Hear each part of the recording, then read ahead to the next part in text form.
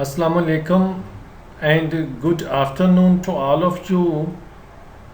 Now you are connected with Learn with Gemini, and today's topic is punctuation. And the caption of the lesson of first year is The Foolish Quack, and it's your lesson number 9. Let's get started now. और जो आपका पहला sentence है ए students, ये interjection कहलाती है और ये रिलीफ के मौक़ों पे, डिलाइट के मौक़ों पे, स्कॉन के मौक़ों पे और रेगरेट के मौक़ों पे ये वाला लफ्ज़ बोला जाता है। और ये एक प्रॉपर पूरा एक वर्ड है, चूँकि वो जो क्वैक हैं और दूसरे वो जो विलेजर्स हैं उनकी आपस में डायरेक्ट कन्वर्सेशन जारी हो सारी है, इसलिए आपका पहला वर्ड भी वो इन्वर्टेड कॉमास में है। उसके बाद कॉमा क्यों लगा है कि आगे इसी के हवाले से जो बात की गई है उसका जिक्र है। क्राइड द पीपल, लोगों ने चिल्लाते हुए ये बात कही। पीपल के बाद कॉमा क्यों है? क्योंकि इसी के बाद आगे जो उन्होंने स्टेटमेंट दी उसका जिक्र है, और वो बात आपके इन्वर्टेड कॉमास में है। जब डायरेक्ट स्पीच वाली बात होती है तो वो स्टेटमेंट हम इन्वर्टेड कॉमास में लिखते हैं, इसीलिए this fellow is a villain, ये आपका इन्वर्टेड कॉमास बिगिन और देन क्लोज किए गए हैं। और जो साइन हमारा लगा हुआ है, साइन ऑफ एक्सक्लेमेशन, ये आपका दुख, तकलीफ, हैरानगी में ये साइन लगाया जाता है। और उससे आगे स्टेटमेंट क्या है? So they seized him being minded to carry him before the king. इसमें सिर्फ एक सोच का इजहार है, कोई एक्शन नहीं है, इसलिए फिक्रा किंग पे ख़त्म हो जाता है, जहाँ पे फिर आपका फुल स्टॉप लग गया है। डियर स्टूडेंट, ये जो दूसरा सेंटेंस है ये समझने वाला है। A certain man who had just come up, यानी कि एक आदमी जो कि अभी अभी वो पे आया था, इसके बाद कॉमा लगा है। अब इन जितनी आपके 3 सेंटेंसेस, 3 लाइंस हैं, हर एक लाइन वो इस स्टेटमेंट से कनेक्टेड है और इस स्टेटमेंट में आपका एक सर्टन मैन है। सबसे पहले जो बंदा अभी अभी आया था, looking on and observing this proceedings, सबसे पहले उसने क्या किया था? उसने इधर उधर देखा और उसने जो कार्रवाई वो कर रहे थे कैमल मैन, उनको नोटिस किया, इसलिए इसके बाद कॉमा लगा। उससे जो अगला आपका पार्ट है, शोल्डर्ड हिज बंडल, ये चीज़ कनेक्टेड है वो उस आदमी से जो कि अभी अभी आया था, कि उसके कंधे के ऊपर एक बंडल था, एक गट्ठा था। और देन उसकी एक्टिविटी मज़ीद क्या थी? उसी आदमी की जो कि अभी आया था, जिसने सारी प्रोसीडिंग देखी थी और उसके कंधे पर बंडल था, and going to the next village, और वो अगले गांव जा रहा था। इसके बाद फिर कॉमा है। अब जो बंदा अभी अभी आया था, जिसने प्रोसीडिंग देखी, जिसके कंधे पर एक गट्ठा था और वो अगले गांव जा रहा था, उसने अपने आप को क्लेम किया कि pretended that he was a doctor. इसलिए यानी कि हर पार्ट में आपको कॉमा लगेगा एक स्टेटमेंट के बाद, चूंकि वो सारी की सारी जितनी स्टेटमेंट्स हैं लुकिंग से लेकर प्रिटेंडेड वाली लाइन में, ये सारी इंटरलिंक्ड हैं आपके पहले सेंटेंस के पार्ट से, a certain man who had just come up से। डियर स्टूडेंट, आगे आपका सेंटेंस है एन ओल्ड वुमन, इसके बाद कॉमा है। अब कॉमा क्यों लगा है कि इससे आगे वो जो खातून है उसकी डिस्क्रिप्शन बयान की जा रही है। Whose throat was swollen to a frightful size. एक तो ये बताया गया कि उसका जो गला था वो बहुत ज़्यादा वो उसको सोजन थी। एक्सक्लेम्ड, अब उसने इजहार किया।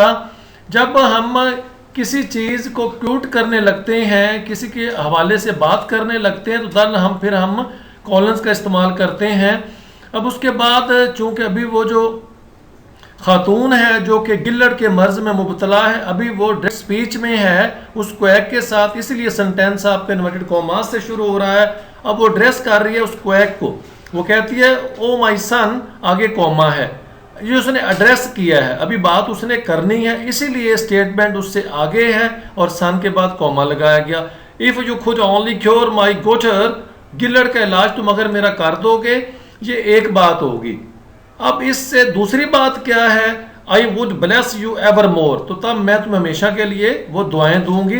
ये दो अलग अलग चीज़ें हैं, गो के वो एक की खातून की स्टेटमेंट है नेक्स्ट आपका है जी सर्टनली। सर्टनली आपका एक पूरा वर्ड है जो हम किसी सवाल के जवाब में जैसे कहते हैं, आपके कभी सेंटेंस में यस आ जाए, नो आ जाए, हाउएवर आ जाए, फर्दर मोर आ जाए, उसके बाद अगर कुछ स्टेटमेंट बाकी है तो फिर हम कॉमा लगाएंगे इन वर्ड्स के बाद, और अगर इन वर्ड्स के बाद स्टेटमेंट नहीं है तो फिर हम इसके बाद फुल स्टॉप लगा देंगे।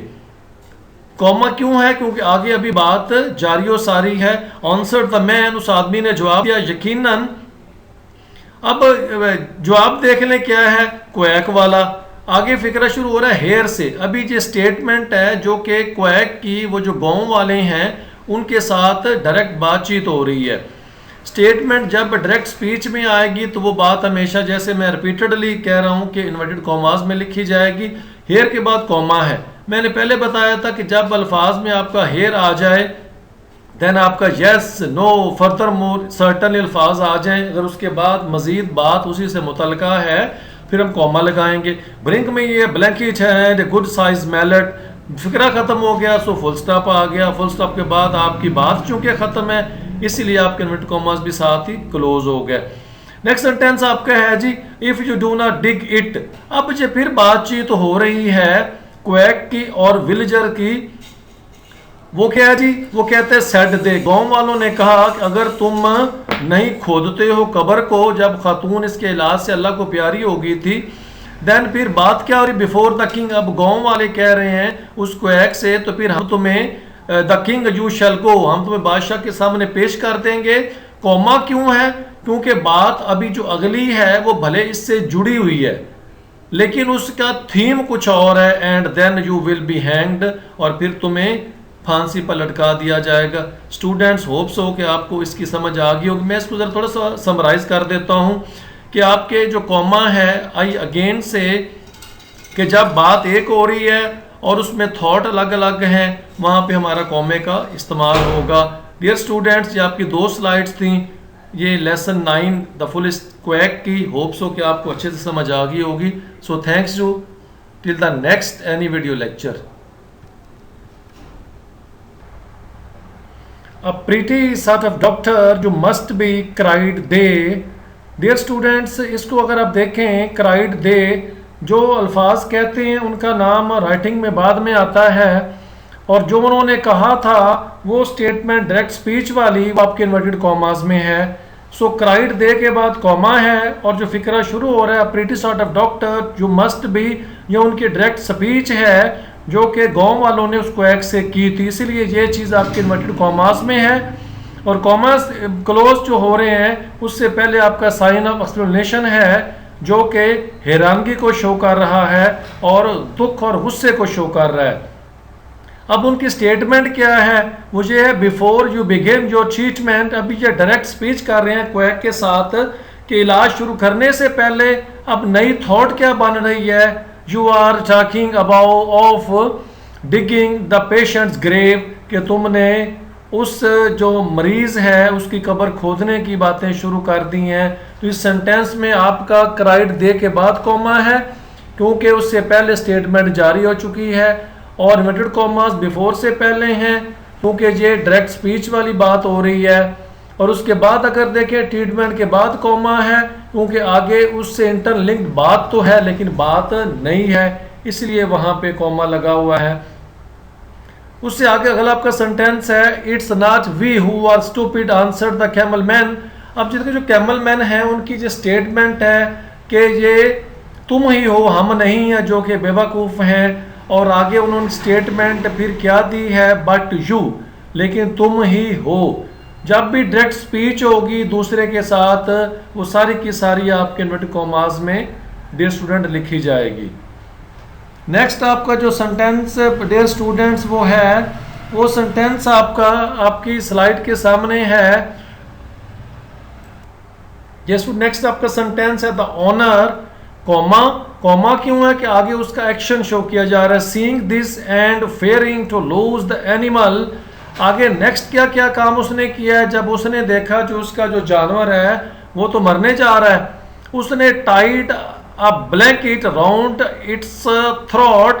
अब उसने नेक्स्ट स्टेप क्या किया कि उसके जो गले के इर्द गिर्द था वो उन्होंने एक कंबल बांध दिया। अब फिर एक नई चीज़ आ रही है, नई थॉट है। And then struck the place with all is might, फिर बड़ी पूरी ताकत के साथ वो जो मैलेट था उस दे मारा था। डियर स्टूडेंट्स, अब इसमें एक ऑनर के बाद कॉमा है, क्योंकि आगे उसका एक एक्शन दिखाया गया है। एनिमल के बाद कॉमा क्यों है कि फिर उन्होंने जो एनिमल मैन थे उन्होंने क्या किया, फिर उस ऊंट के साथ उन्होंने उसके गिर्द कंबल बांध दिया। नेक्स्ट फिर उन्होंने क्या, कॉमा क्यों है थ्रॉड के बाद, फिर उन्होंने जोरदार तरीके से वो जो मैलेट था वो उसकी गर्दन के ऊपर वो मारा था। नेक्स्ट सेंटेंस आपका है जी one of them, however, one of them, आगे अभी बात जारी और सारी है, जहां पे बात जारी और सारी होती है उसके बाद आपका कॉमा लगता है। however, however आ जाए, nonetheless आ जाए, furthermore आ जाए, yes आ जाए, no आ जाए, here आ जाए, there आ जाए, और आगे अभी बात होना बाकी हो तो फिर वहां पे कॉमा लगता है। सेट के बाद कॉलन है। जब कुछ स्टेटमेंट किसी के बारे में दी जाती है तो उससे पहले हमारे कॉलन्स लगते हैं। अब ये चूंकि डायरेक्ट स्पीच में बात होने जा रही है, she was a very old women, जो कि आपस में लोग बात कर रहे थे जब वो खातून अल्लाह को प्यारी होगी, इसलिए ये फिक्रा आपका इन्वर्टेड कॉमास में ये शुरू हो रहा है। वो must have died shortly in any case, इसके बाद आपके इन्वर्टेड कॉमास फिर क्लोज हो जाते हैं। जब आप शुरू करते हैं तो फिर आप उनको क्लोज भी करना होता है। नेक्स्ट सेंटेंस आपका है जी द स्टोलिड क्रिएचर, आगे उसका एक्शन है कि जब वो जो एक मखलूक थी स्टोलिड, यानी कि ऐसी मखलूक जो कि बड़ी बड़ी फ्रेजाइल होती है, और ये वाली जो मखलूक होती है stolid creature, stolid is also meant to be having or expressing a little or no sensibility, यानी कि जो कि अपने फिजिकली एज सच अपनी चीज़ को यानी कि इमोशन को नहीं दिखा पाती उसको। और वो क्या था, आपका ऊंट था जो बाहर बड़ा बहुत बड़ा मजबूत और तवाना होता है। अब उसके बारे में एक्शन क्या किया, जब उसको जोरदार थोड़ा मारा गया, स्कैर्सली फीलिंग द ब्लो। अब क्रिएचर के बाद कॉमा क्यों था, उसका एक्शन बताना था। अब ब्लो के बाद कॉमा क्यों है कि देन मजीद जब उसको वो लग गया था तो बड़ी मुश्किल के साथ थोड़ा सा, यानी कि merely moved a step or two forward, एक दो कदम बड़ी मुश्किल से जो ऊंट तब आगे बढ़ा था। यहाँ पे जो दो कॉमे लगे हैं, पहला क्रिएचर के बाद है क्योंकि आगे उसकी डिस्क्रिप्शन बयान करना थी। स्कैर्सली फीलिंग द ब्लो, उसने ना होने के बराबर उस जो डंडा मारा गया था उसको बर्दाश्त किया। अच्छा, मेरली वो उसने नेक्स्ट एक्शन किया कि बड़ी मुश्किल से सिर्फ एक दो कदम वो आगे चला। नेक्स्ट आपका है जी sentence you observe said the man, आदमी ने कहा, क्या कहा जी कि तुमने मुशाहदा किया। डायरेक्ट स्पीच की स्टेटमेंट है, इसलिए इन्वर्टेड कॉमास में यू ऑब्जर्व लिखा गया है। सेड द मैन, आगे आदमी ने क्या कहा जी, चूंकि आगे स्टेटमेंट अभी बाकी है इसलिए मैन के बाद भी कॉमा है और स्टेटमेंट इन्वर्टेड कॉमास में लिखी गई है।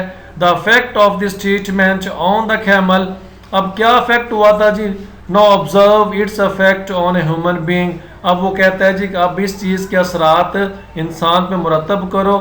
दो अलग अलग स्टेटमेंट हैं जी। सबसे पहला यू ऑब्जर्व के चीज़ जो है वो आपके इन्वर्टेड कॉमास में लिखी गई है, और दूसरा फिर क्या था, the effect of the statement, ये इन्वर्टेड कॉमास में लिखे गए हैं चूँकि डायरेक्ट स्पीच की बात हो रही है। डियर स्टूडेंट, होप्स हो कि आपको इसकी अच्छे से समझ आ गई होगी।